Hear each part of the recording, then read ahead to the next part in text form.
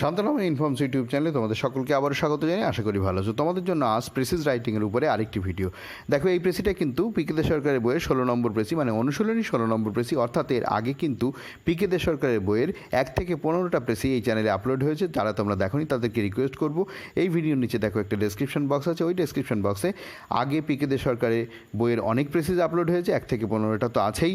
এছাড়াও আরও অন্যান্য অনেক ইম্পর্টেন্ট প্রেসিজ আছে। সেছাড়াও পিকে দে সরকারের বইয়ের বাংলা থেকে ইংরেজিতে অনুবাদ আছে এবং বিভিন্ন ইম্পর্টেন্ট টপিকের উপরে নিউজ পেপার রিপোর্ট রাইটিং আছে। এছাড়াও দেখো, ঠিক এখানটাতে একটা আই বাটন বা আই কার্ড দেখা যাচ্ছে, সেটা টাচ করলেও তোমরা ওই ভিডিওগুলোর লিঙ্ক পেয়ে যাবে। প্লিজ তোমরা এই ভিডিও দেখবার পরে সেগুলো দেখে নিতে পারো। আর এই যে প্রেসিটা, সেটা কিন্তু ডব্লিউবিসিএস বলো, পিএসসি, যে কোনো মেন পরীক্ষা, স্কুল কলেজের পরীক্ষার ক্ষেত্রে ইম্পর্টেন্ট হতেই পারে। এসো দেরি না করে শুরু করা যাক। প্রত্যেকবারের মতো আমি যে প্যারাগ্রাফটার প্রেসি করতে দেওয়া হয়েছে সেটা একবার পড়ে নেব, তারপরে দেখব কোন অংশ থেকে আস্তে আস্তে ছোট করে নিজের ভাষায় কিভাবে প্রেসিটা লেখা যায়। তো দেরি না করে শুরু করি। দেখো, ইন্ডিয়ান সিভিলাইজেশন মানে ভারতীয় সভ্যতা। হ্যাজ বিন মানে এটা দেখো প্রেজেন্ট পারফেক্ট টেন্সে রয়েছে। হ্যাজ হচ্ছে এখানে অক্সিলারি ভার্ব, আর হচ্ছে বিন হচ্ছে ভার্বের পাস্ট পার্টিসিপেল ফর্ম। বি ভার্বের পাস্ট পার্টিসিপেল ফর্ম হচ্ছে বিন, বি তারপরে ওয়াজার, তারপরে বিন। তাহলে হ্যাজ বিন মানে হয়েছে, কাজটা শুরু হয়েছে অনেক আগে, মানে কাজ শেষ হয়ে গেছে কিন্তু তার ফল এখনও আছে। তাই বলছে ইন্ডিয়ান সিভিলাইজেশন হ্যাজ বিন মানে হয়েছে, মানে হ্যাজ বিকাম বলতে পারো, লাইক মতো, এ বিগ ট্রি একটা বড় বৃক্ষের মতো, হুইচ যা, দো ভেরি ওল্ড যেটা হয় খুব বৃদ্ধ, হ্যাজ যার আছে। এইখানে দেখো এই যে হুইচ করা হয়েছে, হুইচ করে আবার ক্লজ জোড়া হলো। হুইচের পরে দেখো বলছে হ্যাজ মানে আছে। কি আছে? স্টিল গ্রিন লিভস, যার সবুজ পাতা আছে। তারপরে দেখো কমা দিয়ে, এটা আবার ভার্ব একটা। বিয়ার্স ফ্রুট, বিয়ার্স মানে বহন করে বা ফল দেয়, ফ্রুট মানে ফল। অ্যান্ড গিভস মানে দেয়, শেল্টার। দেখো, বিয়ার্স এটা একটা ভার্ব, এটা প্রেজেন্ট ইনডিফিনিট টেন্সে আছে। গিভস এটাও একটা ভার্ব, প্রেজেন্ট ইনডিফিনিট টেন্সে আছে। এই যে হুইজ দিয়ে বেশ কতগুলো ক্লজ জোড়া হলো, ঠিক আছে। হ্যাজ স্টিল গ্রিন লিভস এটা একটা ক্লজ, বিয়ার্স ফ্রুট এটা একটা clause, and gives shelter to many people বহু মানুষকে শেল্টার দেয় মানে আশ্রয় দেয়, এটাও একটা ক্লজ।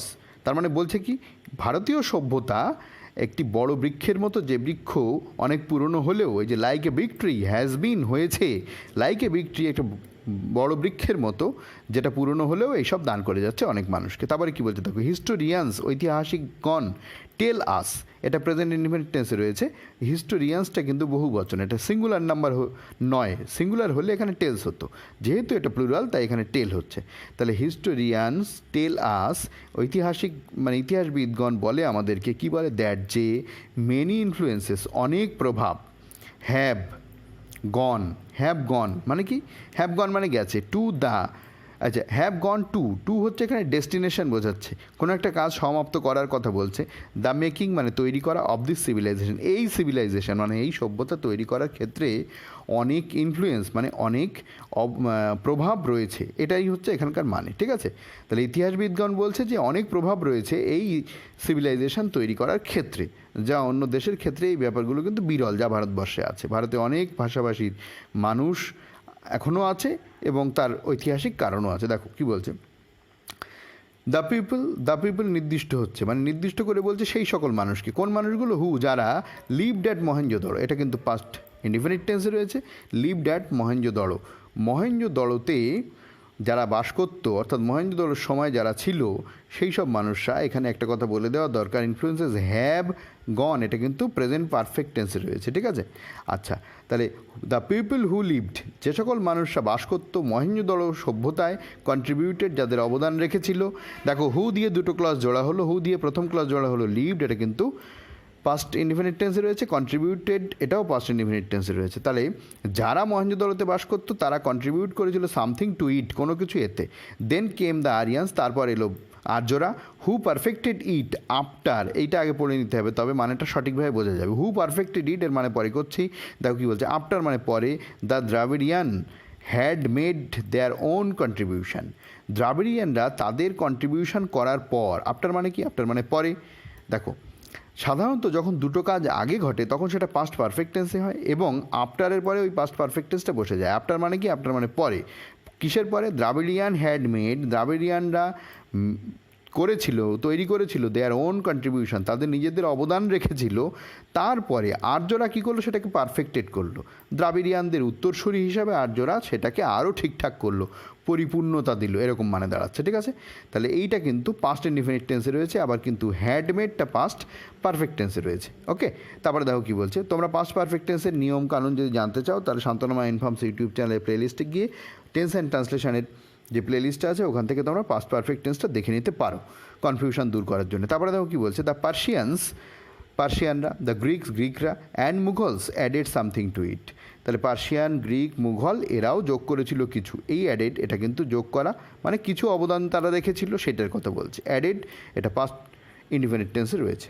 তারপরে দেখো কী বলছে, দ্য ইংলিশ মানে ইংরেজ জাতিদের কথা বলছে। ব্রট পাস্ট ইনডিফিনিট টেন্সে রয়েছে, ব্রিং থেকে ব্রট উইথ দেম, তাদের সঙ্গে এনেছিল দেয়ার ওন কালচার, তাদের নিজেদের সংস্কৃতি মানে খাওয়া দাওয়া, কথা বলা ইত্যাদি সব কিছু মিলে সংস্কৃতি হয়।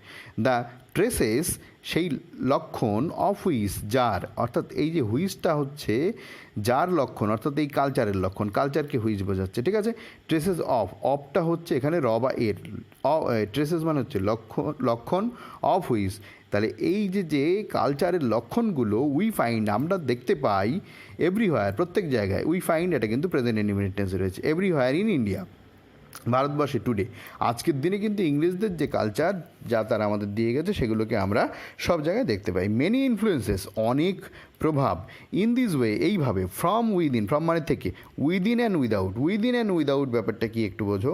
উইদিন মানে মধ্যে থেকে, উইদাউট মানে বাইরে থেকে, এই দুটো মিলে একসাথে মানে করতে হবে।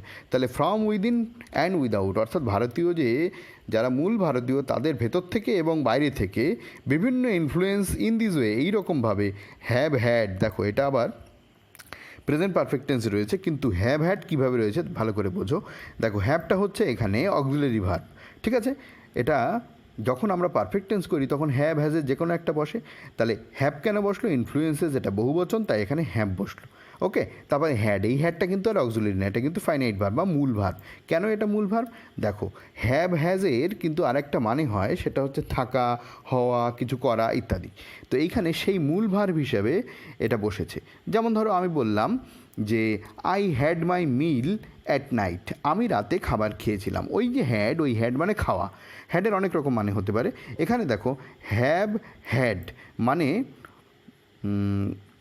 হ্যাভ হ্যাড অ্যান ইফেক্ট, মানে হ্যাভ হ্যাড মানে হচ্ছে পেয়েছিল বা রেখেছিল। এই যে হ্যাড, এই হ্যাডের অর্থ হচ্ছে পাওয়া বা রাখা, এরকম একটা মানে দাঁড়াচ্ছে। তাহলে হ্যাভ হ্যাড তারা রেখেছিল, অ্যান ইফেক্ট একটা প্রভাব, আপন উপরে ইন্ডিয়ান সিভিলাইজেশন ভারতীয় সভ্যতার উপরে তারাও একটা প্রভাব রেখেছিল। কারা, মেনি ইনফ্লুয়েন্সেস অনেক প্রভাব, ইন দিস ওয়ে এইরকমভাবে, ফ্রম উইদিন অ্যান্ড উইদাউট মানে তার ভেতরে এবং বাইরের থেকে অনেক প্রভাব রেখেছিল। তারপরে দেখো কী বলছে, but it has always retained, but it মানে হচ্ছে ভারতীয় সভ্যতার কথা বলছে, হ্যাজ অলওয়েজ রিটেইনড, হ্যাজ হচ্ছে আবার দেখো প্রেজেন্ট পারফেক্ট টেন্সে রয়েছে, হ্যাজ অলওয়েজ রিটেনটা এখানে ভার্বের পাস্ট পার্টিসিপল ফর্ম, অলওয়েজ মানে সর্বদা, তার সর্বদা, রিটেইন মানে ধরে রাখা, একই রকম রাখা। তাহলে but it has always retained, কিন্তু এটা অলওয়েজ সর্বদা ধরে রেখেছে, অ্যান্ড উইল এভার মানে সর্বদা, ঠিক আছে, চিরকালের জন্য, তার মানে সর্বদা, উইল এভার, এবং এটা কিন্তু এবার ফিউচার টেন্সে যাচ্ছে, ফিউচার ইনডিফিনিট টেন্সে, উইল এভার রিটেইন মানে আবারও ধরে রাখবে চিরকালের জন্য, ফান্ডামেন্টাল মৌলিক, ক্যারেক্টারিস্টিক্স মানে বৈশিষ্ট্য, এই ক্যারেক্টারিস্টিক্স মানে চরিত্র না, এখানে বৈশিষ্ট্য। ওকে, দেখো এই হচ্ছে মূল আমাদের প্যারাগ্রাফ। এবার আমরা দেখব কোনটুকু থেকে কোনটুকু করা যায়, অর্থাৎ মূল যে অংশটুকু পড়ে পড়ে কীভাবে আস্তে আস্তে নিজের ভাষায় ছোট করে লেখা যায়। দেখো, ইন্ডিয়ান সিভিলাইজেশন ভারতীয় সভ্যতা, has been like a big tree, এটা একটা বড় বৃক্ষের মতো, হুইজ যা দো ভেরি ওল্ড, যা অনেক পুরনো হলেও মানে অনেক বৃদ্ধ হলেও, হ্যাজ স্টিল গ্রিন লিভস, যার আছে সবুজ পাতা, বিয়ার ফ্রুট ফল দান করে মানে ফল এখনও বহন করে, and give shelter to many people, এবং অনেক মানুষকে আশ্রয় দান করে। দেখো এইটুকুর মধ্যে থেকে আমরা কি বুঝতে পারছি, নিজের ভাষায় যদি লিখতে হয় নিজের মতো করে আগে বুঝতে হবে। তাহলে বুঝতে গেলে আমরা যেটা বুঝছি ভালো করে তোমরাও ভাবো, ভিডিও পজ করে যদি দরকার হয়। দেখো এর থেকে আমি যেটা বুঝলাম সেটা হচ্ছে এইরকম, যে ভারতীয় যে সভ্যতা, সেই সভ্যতা বহু মানুষকে অনেক দিন যুগ যুগ ধরে খাদ্য এবং আশ্রয় দান করে আসছে, তাই না? এটাই কিন্তু এর মধ্যে মূল কথা লেখা রয়েছে। তো সেটাই আমরা নিজের মতো করে লিখব। দেখো আচ্ছা, এখানে আরেকটা কথা বলে দেওয়া দরকার, যে হ্যাজ বিন কিন্তু এটা হয়ে আসছে, আগেও বলেছি আবারও বললাম। তো দেখো, ইন্ডিয়ান সিভিলাইজেশন এটা আমি আর পড়ছি না, এটা তোমরা তো শুনে নিলে, দুবার অন্তত পড়া হলো। তারপরে দেখো, ইন্ডিয়ান সিভিলাইজেশন মূল যেটা করা হচ্ছে, ইন্ডিয়ান সিভিলাইজেশন মানে ভারতীয় সভ্যতা, হ্যাজ বিন প্রোভাইডিং মানে যোগান দিয়ে আসছে, যোগান দেওয়া কাজটা শুরু হয়েছে অনেক দিন আগে, এখনও না থেমে চলছে, মেনি পিপল বহু লোককে উইথ ফুড অ্যান্ড শেল্টার মানে খাদ্য এবং আশ্রয় দিয়ে চলেছে বহুদিন ধরে। এখানে তোমরা যদি মনে করো ফর ইয়ার্স লিখবে, লিখতে পারো, কিন্তু এখানে না লিখলেও চলে, যেহেতু আমাদের তো শব্দ সংখ্যা লিমিটেড, অল্প কথার মধ্যে বুঝিয়ে দিতে হবে। তাহলে ইন্ডিয়ান সিভিলাইজেশন ভারতীয় সভ্যতা হ্যাজ বিন প্রোভাইডিং, দেখো এটা কিন্তু প্রেজেন্ট পারফেক্ট কন্টিনিউয়াস টেন্সে রয়েছে, has been providing many people বহু লোককে, কি প্রোভাইডিংয়ের পরে উইথ প্রিপোজিশন বসে, এই যে উইথ অ্যাপ্রোপ্রিয়েট প্রিপোজিশন বসলো, ঠিক আছে। তাহলে প্রোভাইডিং মেনি পিপল কাদের দিচ্ছে, অনেক মানুষকে দিচ্ছে, কী দিচ্ছে, ফুড অ্যান্ড শেল্টার, ঠিক আছে। এর অর্থই হচ্ছে বহুদিন ধরে দিয়ে আসছে।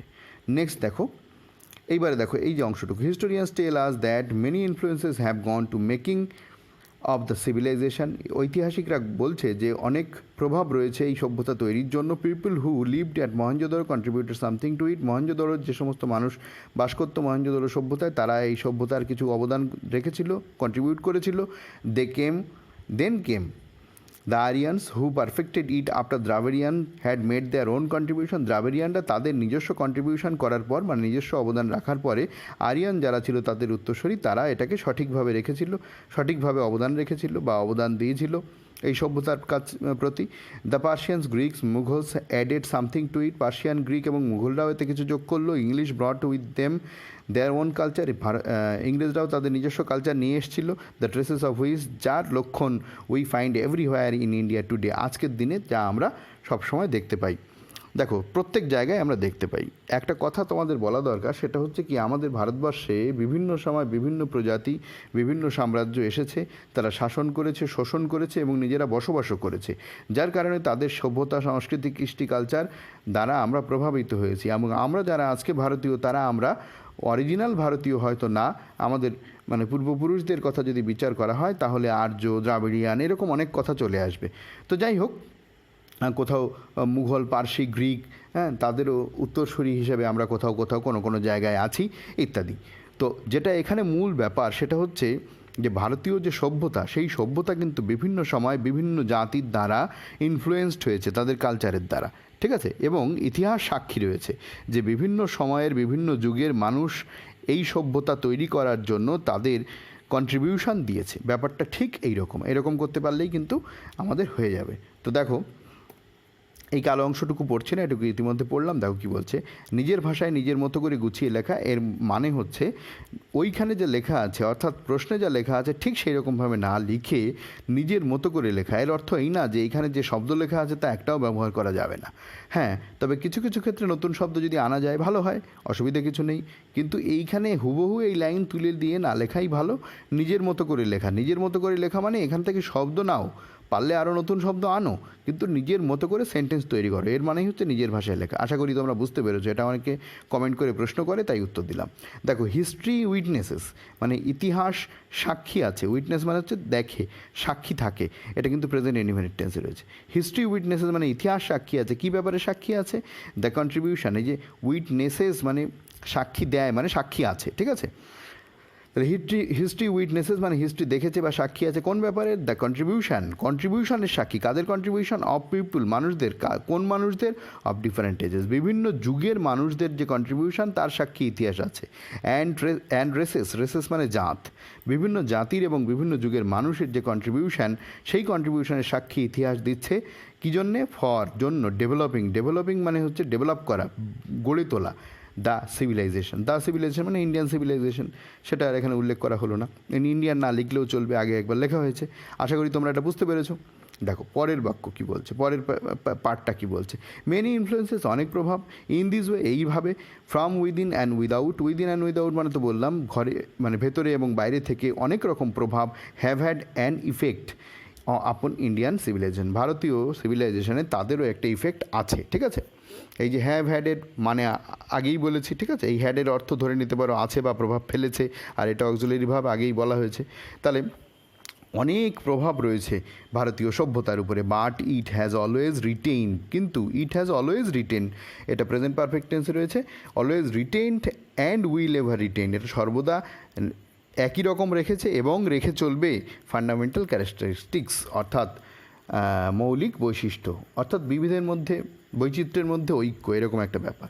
তো এইখানে যে কথাগুলো বলা হয়েছে সেই কথাগুলো যদি আমরা ভালো করে বুঝি, ভিডিও পজ করে একটু ভাবার চেষ্টা করো, এই কথাগুলোর অর্থ কিন্তু ছোট করে যদি নিজের ভাষায় আমি গুছিয়ে লিখতে চাই, আমার এরকম মনে হচ্ছে যে ভারতীয় যে সভ্যতা তা অনেকের দ্বারা ইনফ্লুয়েসড হয়েছে, অনেকের দ্বারা প্রভাবিত হয়েছে, ঠিক আছে, প্রভাবিত হয়েছে, ওই যে কন্ট্রিবিউশন দেওয়া রয়েছে, মানে ওই প্রভাবিত হয়েছে অনেকের দ্বারা, কিন্তু এর ফান্ডামেন্টাল যে ক্যারেক্টারিস্টিক্স সেটা কখনোই পরিবর্তন করা যায়নি। আমি এইভাবে করতে চাইছি, দেখো কালো অংশটুকু আর বলছি না, ওটা তো আগেই পড়লাম। দেখো বলছে যদিও ইট মানে ওই সিভিলাইজেশনের কথা বলছে, ওয়াজ ইনফ্লুয়েসড, যদিও এটা ইনফ্লুয়েসড হয়েছে, প্রভাবিত হয়েছে by different cultures, by different মানে হচ্ছে বিভিন্ন, কালচার্স মানে হচ্ছে বিভিন্ন সংস্কৃতি দ্বারা এটা প্রভাবিত হয়েছে, এই কমা মানে তবুও, ঠিক আছে, মানে যদিও তথাপি, তো এই কমা দিলেই তথাপি ব্যাপারটা চলে আসে, আর দেওয়ার দরকার হয় না। তাহলে ইট ওয়াজ ইনফ্লুয়েসড বাই ডিফারেন্ট কালচার, যদিও এটা বিভিন্ন সংস্কৃতির দ্বারা প্রভাবিত হয়েছিল, এটা পাস্ট টেন্সে রয়েছে এবং পাস্ট ইনডিফিনিট টেন্সে রয়েছে এবং প্যাসিভ ভয়েসে রয়েছে, ঠিক আছে।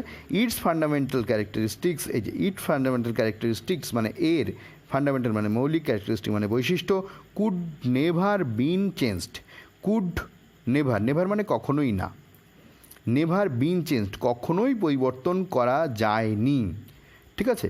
আচ্ছা, কুড নেভার বিন নয়, সরি আমার এটা লিখতে ভুল হয়ে গেল, sorry, could never be changed, typing mistake, sorry, could never be changed মানে কখনোই এটা, এই কুড দেখো পাস্ট টেন্সে রয়েছে, ঠিক আছে, কুড মানে ক্ষমতার কথা এখানে বলছে, আবারও বলছি এটা কিন্তু বি হবে, কোনো কারণে বিন লিখে ফেলেছি ভুল করে, তাহলে কুড নেভার বি চেঞ্জড মানে কখনোই এর যে ফান্ডামেন্টাল ক্যারেক্টারিস্টিক্স সেটা পরিবর্তন করা যায়নি, বোঝা গেল। দেখো এইবারে আমরা একটা দিয়ে দেবো একটা টাইটেলটা একটু বড় হয়েছে, তোমাদের যদি ছোট কিছু মনে হয় তোমরা অবশ্যই কমেন্ট করে জানাতে পারো। Indian civilization influenced by different cultures, ঠিক আছে, রিটেইন ফান্ডামেন্টাল ক্যারেক্টারিস্টিক্স, ব্যাপারটা কীরকম দেখো, তোমাদের মনে হচ্ছে যে কেমন একটা হয়ে গেল। দেখো ইন্ডিয়ান সিভিলাইজেশন মানে কি, ভারতীয় সভ্যতা ইনফ্লুয়েসড, এটা কিন্তু ভার্ব নয়, এটা কি, এটা হচ্ছে পাস্ট পার্টিসিপল, ঠিক আছে। তাহলে পার্টিসিপল অ্যাডজেক্টিভের মতো ব্যবহৃত হয়। ইনফ্লুয়েসড বাই মানে ভারতীয় সভ্যতা যা প্রভাবিত হয়েছে ডিফারেন্ট কালচার্সের দ্বারা, অর্থাৎ বিভিন্ন সংস্কৃতির দ্বারা, রিটেইন এইটা এখানে মূল ভার্ব, রিটেইনড ফান্ডামেন্টাল ক্যারেক্টারিস্টিক্স, মানে হচ্ছে যা ধরে রেখেছিল, কি ধরে রেখেছে, ফান্ডামেন্টাল ক্যারেক্টারিস্টিক্স, অর্থাৎ ফান্ডামেন্টাল মানে হচ্ছে মৌলিক, ক্যারেক্টারিস্টিক্স মানে বৈশিষ্ট্য। এখানে কারোর মনে হতে পারে যেটা প্রেজেন্ট টেন্সে ব্যবহার করব, তাও করতে পারো, অসুবিধা নেই, তার কারণ এটা ধরে রাখে, পূর্ব থেকে এই পর্যন্ত ধরে রাখা হয়েছে, এটা তোমরা প্রেজেন্ট টেন্সে রিটেইনসও ব্যবহার করতে পারো, নো প্রবলেম। এইবারে মূল যে প্রেসিস সেটা এখানে একবার সম্পূর্ণটা করে দেওয়া হলো, এখানে কিন্তু বিন নয়, এটা বি হবে, ঠিক আছে। তো ভিডিওটা এখানেই শেষ করছি, তোমরা অবশ্যই কমেন্ট করে জানিও কেমন লেগেছে, ভালো লাগলে অবশ্যই একটা লাইক করে দিও, শেয়ার করে দিও বন্ধুদের মধ্যে, যাতে তারাও এই ভিডিও সুবিধা নিতে পারে। আর যারা এখনও চ্যানেলটাকে সাবস্ক্রাইব করনি তাদেরকে রিকোয়েস্ট করবো, প্লিজ চ্যানেলটা সাবস্ক্রাইব করে নাও, আর যারা চ্যানেলকে সাবস্ক্রাইব করে রেখেছো তাদেরকে অসংখ্য ধন্যবাদ। আর চ্যানেল সাবস্ক্রাইব করার সঙ্গে সঙ্গে অবশ্যই বেল আইকনটা প্রেস করো, যাতে এই ধরনের ভিডিওর একটি নোটিফিকেশনও তোমার মিস না হয়, ঠিক আছে। তো আবারও একবার রিকোয়েস্ট করবো, ডেসক্রিপশন বক্সটা একবার ভিজিট করে নিও, ভালো থেকো, আবার দেখা হবে পরের ভিডিওয়ে।